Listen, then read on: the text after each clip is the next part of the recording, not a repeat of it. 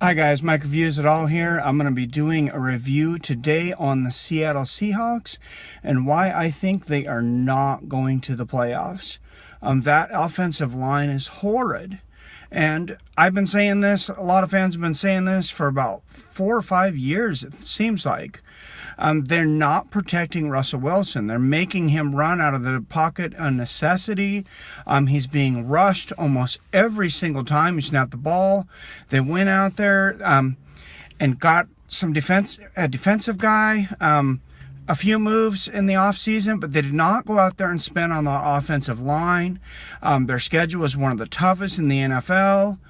Even Carolina's not going to be easy for him this year. Arizona's no gimme. Dallas at home is a crushing game. We never play St. Louis well. That's 2 games in St. Louis. Just looking at the schedule, this is extremely tough. The offense looked horrid against Green Bay, which is a great team. They've only put up 6 points, so I'm thinking, okay, that's a gimme. This week they played San Francisco. I had already been kind of thinking this isn't going to be looking very good before this game. They barely squeaked by San Francisco, as you've seen. They last-minute touchdown. That's not going to cut it this year for the playoffs with that kind of schedule. Unless the division is just horrid and they get in on an 8-8 or 9-7. I definitely don't see them going more than 9-7. I see them easily going 7-9. My prediction is probably at 8-8. I think they drop one of the 2 games to the Rams just because we always play the Rams so horrid. Even without Coach Jeff there in St. Louis, I just don't think that's going to happen. I don't think we win both of those games, and we may not win in San Francisco. We barely beat San Francisco in Seattle. I know people are going to say, oh, it's a fourth quarter team. This is what we do. We're a second half of the season team.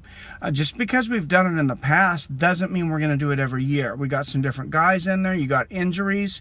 We have almost no running game. That offensive line is not blocking for people like they did Marshawn Lynch. And I'm sorry, but Rawls and Procise are not Marshall Lynch, not by any means. I'm going to go into my in-depth analysis of Thomas Rawls, and I'm going to tell you, I don't think Thomas Rawls is a top running back in the NFL at all. I don't even think he's a starting running back.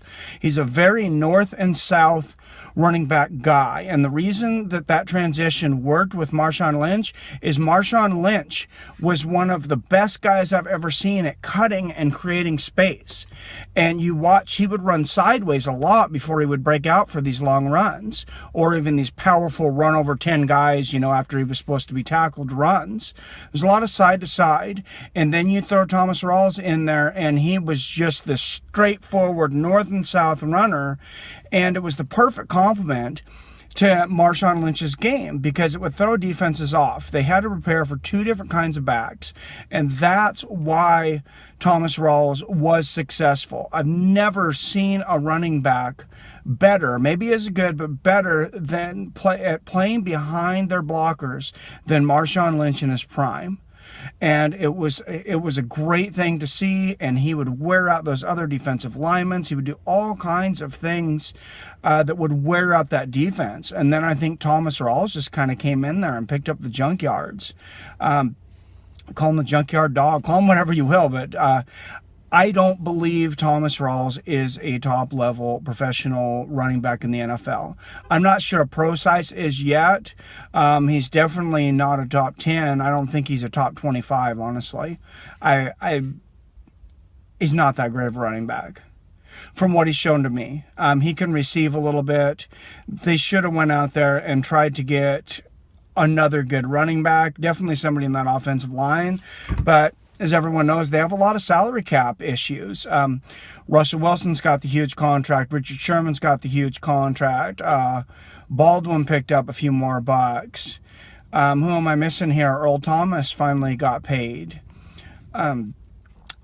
There's a lot of star players. Michael Bennett. A lot of star players that take up a lot of cap room on that team, and they've been able to get away with it for a long time. They've been able to makeshift an offensive line for a long time, and I hope they're able to do it again because I'm a huge Seahawks fan, huge Seattle Seahawks fan. Nothing more I would like to see out of the NFL this year than to see the Seahawks get another Super Bowl. I mean, as far as my sports life, that's the very, very top pinnacle when the Seahawks won the Super Bowl. Sports life, that's the happiest sports day of my entire life. And I really hope I'm wrong on this. I really hope that the Seattle Seahawks have a great season. The last thing I want to see them do, though, is go 9-7 or 10-6, trip into the playoffs, barely beat the first team again, get knocked out in the second round, and then say, hey, look, we got there without that offensive line, not address that issue for yet another year and continue to drag this on. I think they would be better off.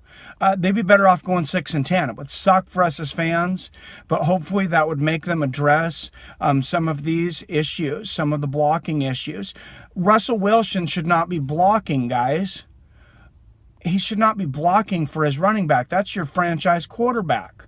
He also should not be running people over with the shoulder like, oh, it's so impressive. A 6-foot guy, 5'11", 185-pound running quarterback is stiff-arming linebackers and knocking them over.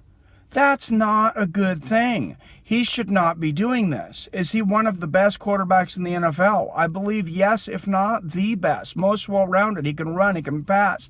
Guy's super, super talented. He cannot be a one-man team. Now all your offense is struggling outside of Russell Wilson. The defense is still pretty solid.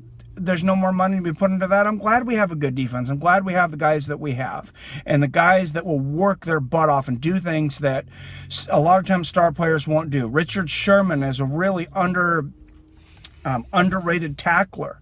How many great cornerbacks are going out there tackling people like that? These guys do everything. Michael Bennett does everything. Earl Thomas is a stud. Can't say enough good things about those guys. But get them an offensive line. Get your franchise quarterback some protection. We've never really had a star receiver.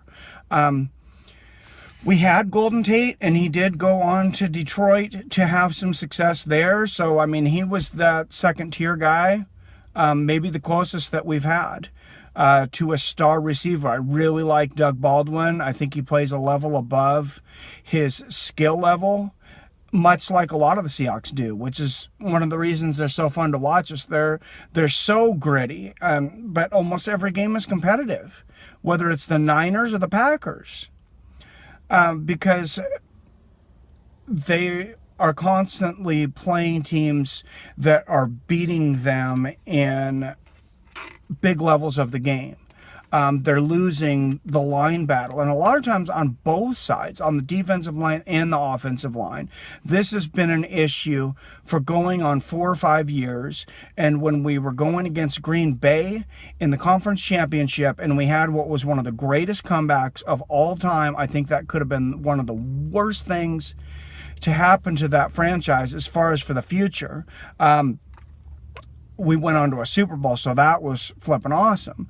But it's kind of like with the Mariners when we had the 95 refuse to lose season. After that, it became refuse to make our team better, refuse to get players around there because they can dig themselves out of any hole. They dug themselves out of 13 games behind, so they can dig themselves out of any hole. That is a really, really bad mentality. You have to go into that locker room, into that game prep room, with the attitude that these are professionals that we're going against, and they want to beat us just as bad as we want to beat them. And a lot of the times, the more skilled players are going to win. That's just the way it is. And you can't continue to have a shitty offensive line and expect to put rings on your fingers. That's just not going to work. And you're going to wear down an incredible quarterback who's amazingly undersized and compensates it for it like nobody I've ever seen. I think even better than Frank Tarkleton, I think's his name, but Russell Wilson is amazing. Give him some help there, guys. I think the Seahawks lose the Super Bowl miss the playoffs.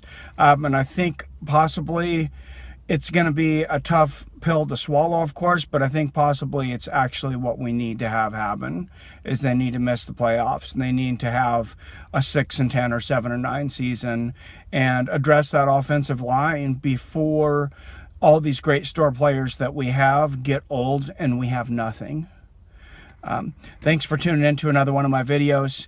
I appreciate all my subscribers. I just hit 100 subscribers this week, so very thankful for that.